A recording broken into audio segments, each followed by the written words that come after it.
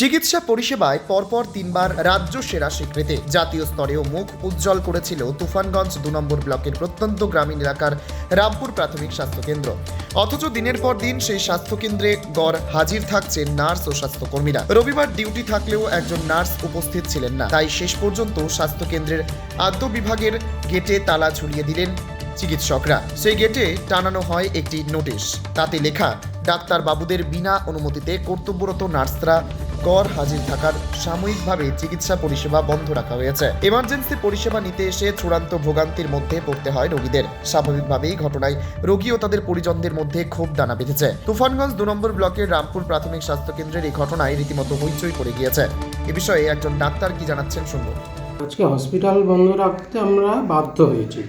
বাধ্য হয়েছি তার কারণ আমরা ডাক্তারবাবুরা যেটা দেখতে পাচ্ছি যে আমাদের নার্সিং স্টাফরা বারে বারে কিন্তু ডিউটি ফাঁকি দিচ্ছেন। বিভিন্ন সময় ডিউটি ফাঁকি দিচ্ছেন, আমাদেরকে না বলে অ্যাবসেন্ট থাকছেন। এবার আমাদেরকে বাধ্য হয় অনেক সময় তাদের ডিউটি করে দিতে হচ্ছে, গ্রুপ ডি ডিউটিও করে দিতে হচ্ছে। এবার ওনারা বারবার সেটা সুযোগ নিয়ে বারবার ডিউটিতে অ্যাবসেন্ট থাকছেন। সেই কারণে আজকে যেহেতু ইভিনিং শিফটে কেউ নেই, আমরা হসপিটাল বন্ধ রাখতে বাধ্য হয়েছি। কতজন নার্স রয়েছে এখানে? আমাদের 5 জন রয়েছে। তার মধ্যে গড়হাজির থাকছেন। মানে এত চাপ আপনাদের সামলাতে হচ্ছে, একদিকে পেশেন্ট দেখা, একদিকে ওপিডি, তারপরে আবার গ্রুপ ডি, আবার নার্সের ডিউটি সামলাতে হচ্ছে আপনাদেরকে। আর এখানে যেহেতু একটা নদী বিচ্ছিন্ন, তাই পেশেন্টের সংখ্যাও স্বাভাবিকভাবেই বেশি। মানে একটা সমস্যার মধ্যে পড়তে হচ্ছে, তাই তো? সমস্যা। অভিযোগ বিষয়টি জানিয়েছেন বিএমওএইচ বা সিএমওএইচকে? হ্যাঁ, বিষয়টা বিএমওএইচকে জানানো আছে। এবার ওনারা যেটা বলবেন, যেরকম প্রপার ওনারা স্টেপ নেবেন, সেই অনুযায়ী আমরা। পাশাপাশি একজন রোগীর পরিবারের সদস্য কি জানাচ্ছেন শোনাবো। আইসা দেখি বন্ধ এখানে।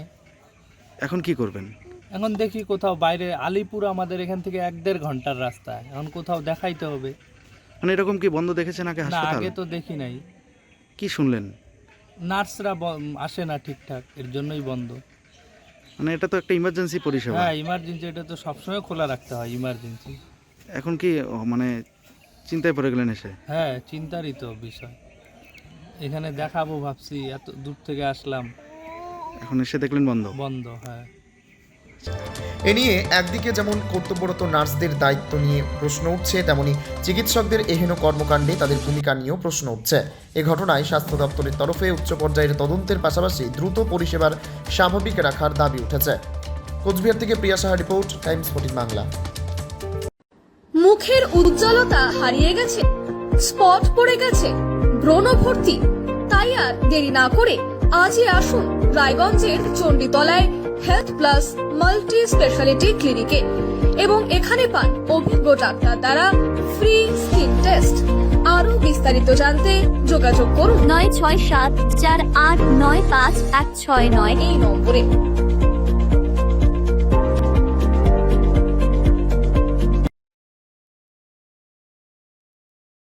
আজ তোমার বিয়ে সাজলো নতুন সাজে।